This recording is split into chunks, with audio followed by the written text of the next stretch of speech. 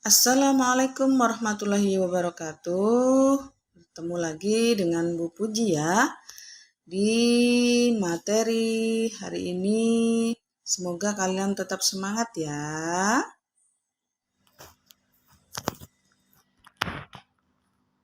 Peran Indonesia dalam perdamaian dunia. Di pertemuan hari ini kita akan belajar tentang bagaimana peran Indonesia dalam perdamaian dunia. Semangat ya. Nah, dalam menciptakan perdamaian dunia, kalian masih ingat ya di dalam pembukaan Undang-Undang Dasar 1945 alinea keempat, yaitu ikut melaksanakan ketertiban dunia yang berdasarkan kemerdekaan, perdamaian abadi, dan keadilan sosial. Inilah yang menjadi landasan kenapa Indonesia harus melakukan ikut berperan dalam perdamaian dunia. Dalam melakukan perdamaian dunia, Indonesia melakukan dengan dua cara, yaitu melalui hubungan internasional dan organisasi internasional. Nah, kali ini kita akan membahas satu dulu ya, yaitu tentang hubungan internasional atau HI.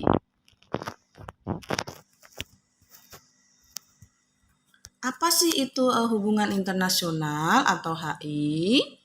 Hubungan internasional adalah suatu hubungan yang bersifat global yang meliputi semua hubungan yang terjadi dengan melampaui batas-batas ketatanegaraan ya.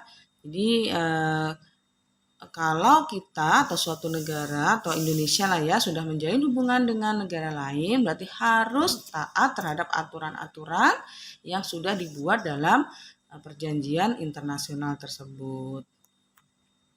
Next, paham ya?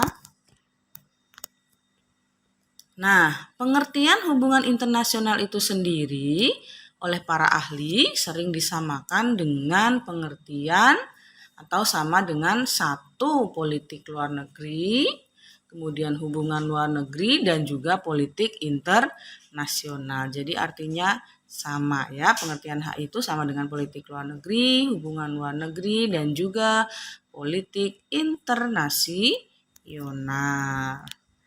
Next, dalam melakukan hubungan kerjasama atau menjalin kerjasama atau menjalin hubungan internasional, ya suatu negara itu dipengaruhi oleh dua faktor, yaitu ada faktor internal dan faktor eksternal.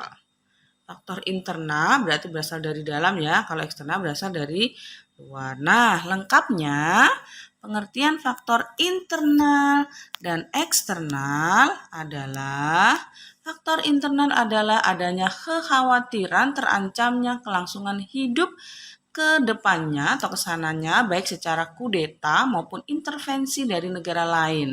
Jadi akan merasa khawatir kalau kita tidak menjalin kerjasama atau hubungan internasional dengan negara lain akan dikudeta, ya, akan ditumbangkan gitu ya bahasa kasarnya, maupun diintervensi atau ada tekanan dari negara lain. Sedangkan yang disebut dengan faktor eksternal adalah ketentuan hukum alam yang tidak bisa dipungkiri bahwa suatu negara tidak hidup sendiri atau tidak dapat berdiri sendiri tanpa adanya bantuan dari negara lain. Jadi selalu membutuhkan bantuan dari negara lain. Paham ya? Lanjut.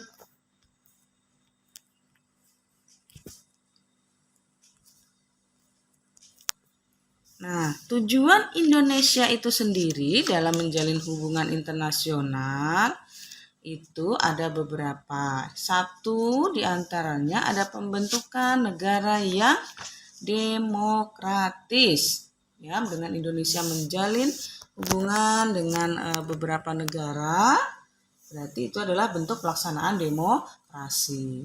Yang kedua, dengan menjalin HI akan membentuk satu masyarakat yang adil dan makmur, baik secara material maupun spiritual dalam wadah NKRI.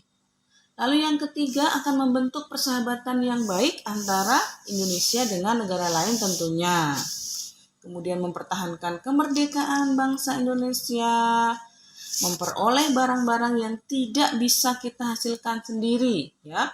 Negara sehebat apapun, semaju apapun, pasti ada beberapa barang yang tidak bisa dihasilkan sendiri dan itu ada di negara lain.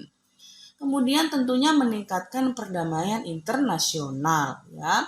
Misalnya kita bergabung dalam PBB, ya, dengan negara-negara yang ada di dunia, berarti ikut melaksanakan perdamaian secara internasional. Kemudian yang terakhir meningkatkan persaudaraan bangsa, ya, sesuai dengan cita-cita yang tersimpul di dalam Pancasila sebagai falsafah negara Indonesia. Oke, next. Ya, dapat disimpulkan bahwa untuk mencapai tujuan yang diharapkan dari pelaksanaan hubungan internasional, bangsa Indonesia harus senantiasa meningkatkan kualitas kerjasama internasional yang dibangun dengan negara lain, ya, supaya tercapai tujuan HI. Jadi harus meningkatkan kualitas yang baik dalam menjalin hubungan internasional. Sampai di sini semoga kalian paham. Ya, semoga bermanfaat dan terima kasih. Wabillahi taufik wal hidayah. Wassalamualaikum warahmatullahi wabarakatuh.